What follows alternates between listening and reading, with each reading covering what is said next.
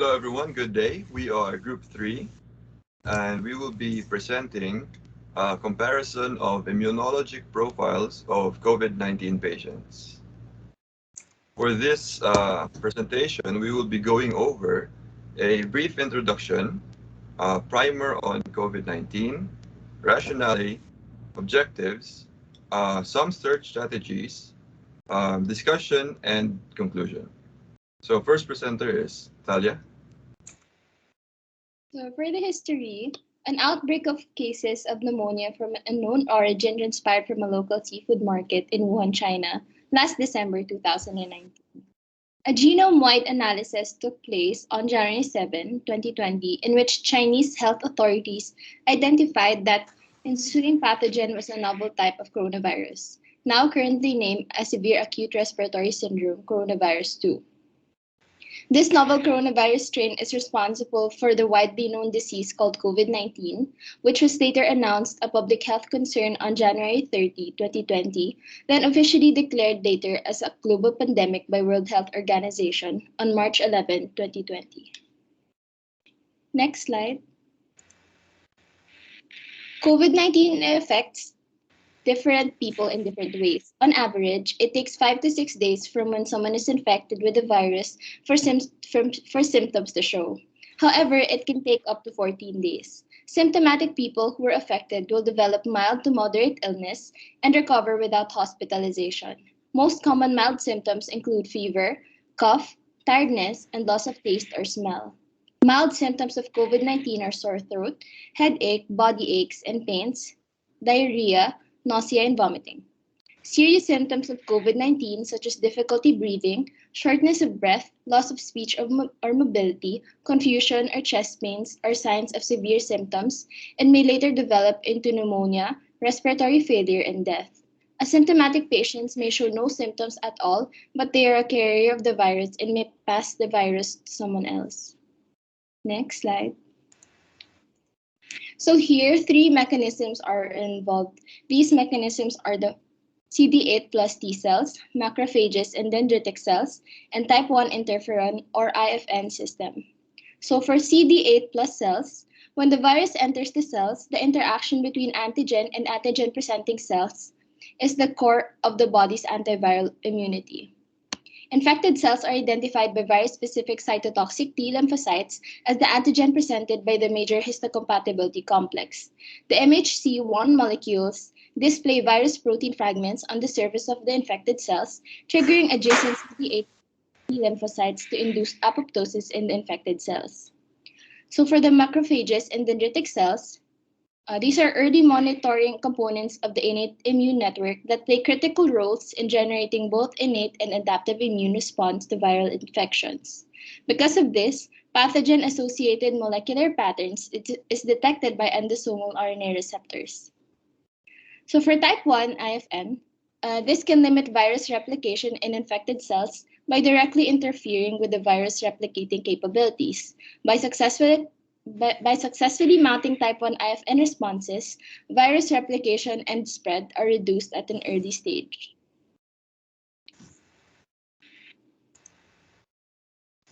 So for the rationale, we established 3 main points. First is that the clinical expression of COVID-19 is highly variable, with a broad spectrum of clinical expression brought about by the prevalent COVID-19 disease. The high variability calls for an investigation of immunologic response characteristics triggered by the causative agent novel coronavirus named SARS-CoV-2. Next, immunologic responses are involved in COVID-19 progression. Retrospective studies indicate that immunologic responses play a crucial role in the progression of COVID-19, and it remains largely unclear until today. And lastly, immune markers are predictive of disease COVID-19 outcomes.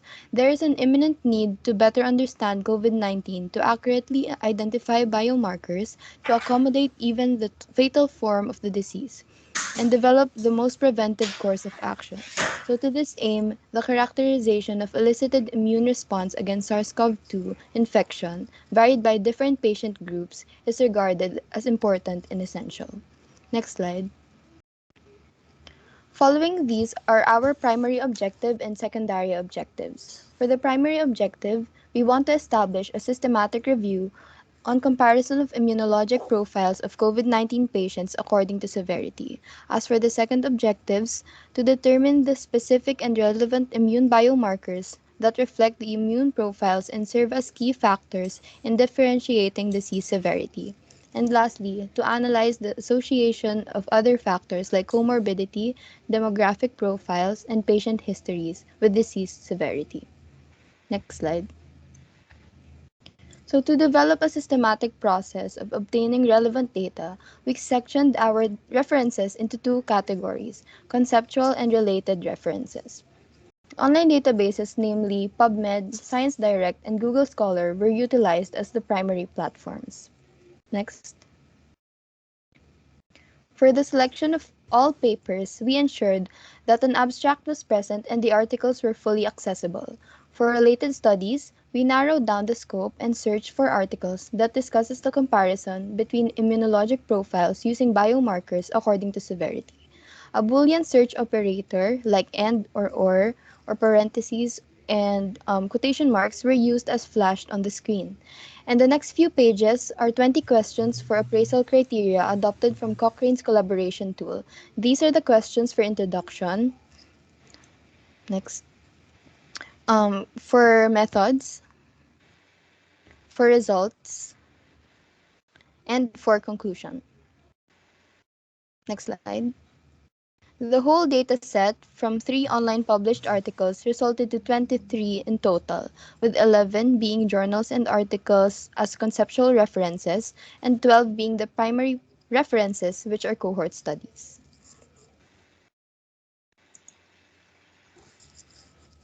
In here, we have the evaluated reference study, wherein 12 cohort studies were evaluated and sorted.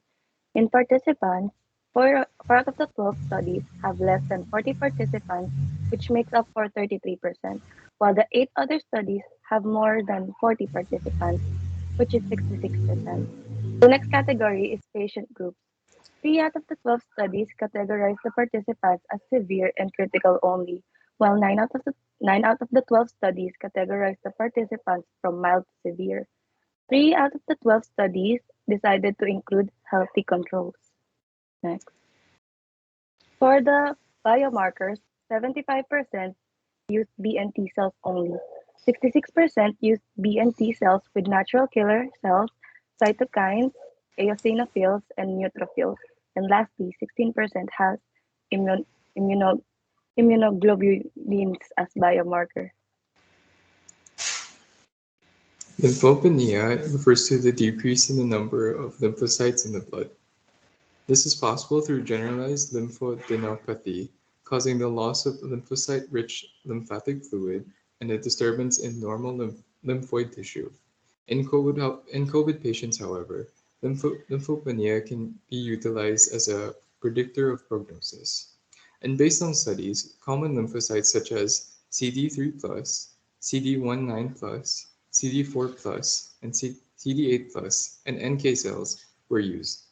These studies showed a considerable decrease in lymphocyte subsets as the disease increased in severity, which shows that they are inversely proportional.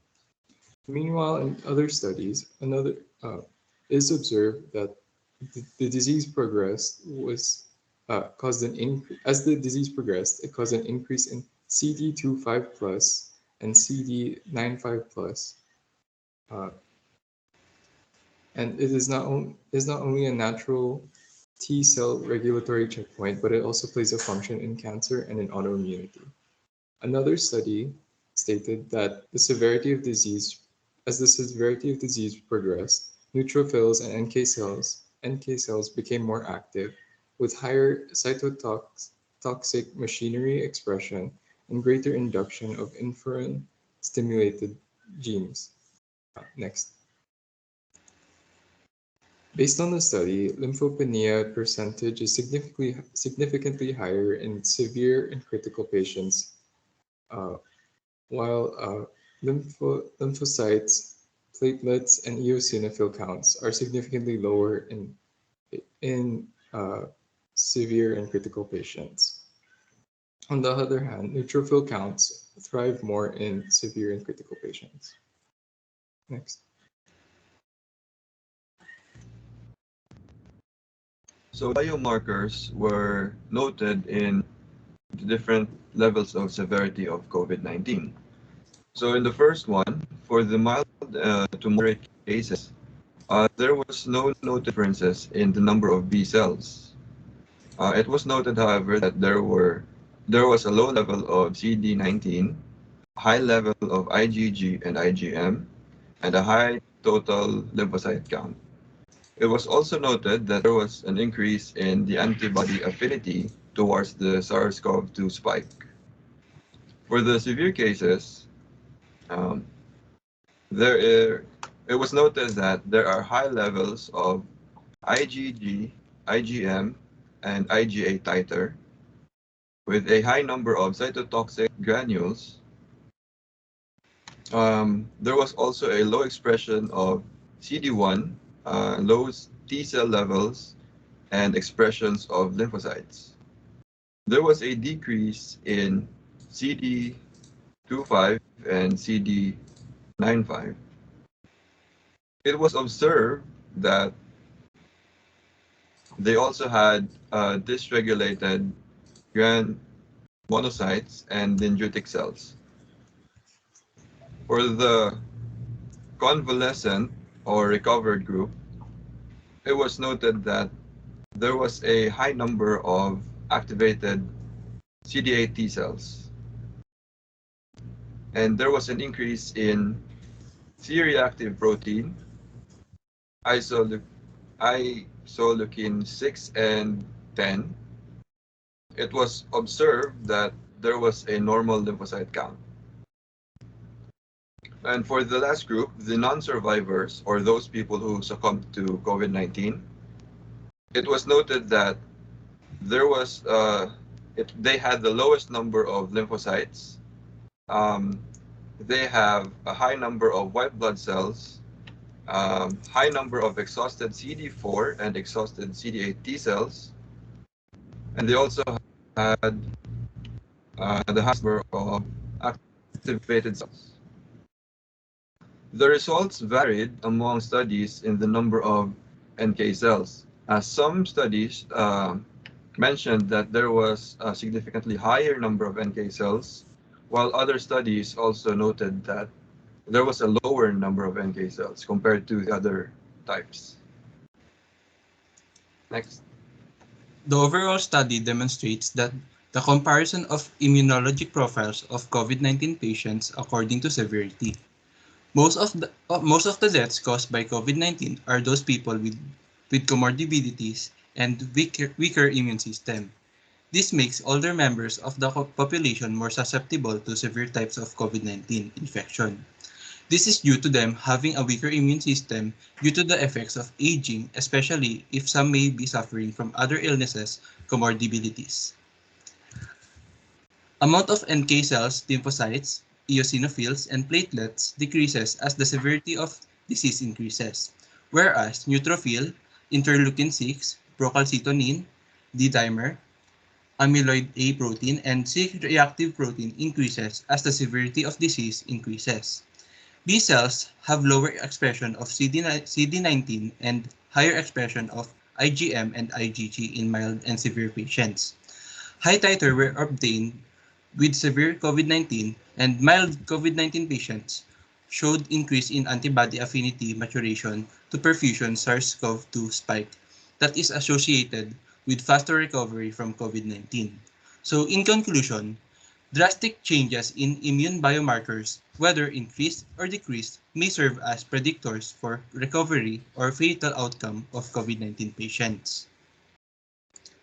This concludes our presentation. Thank you.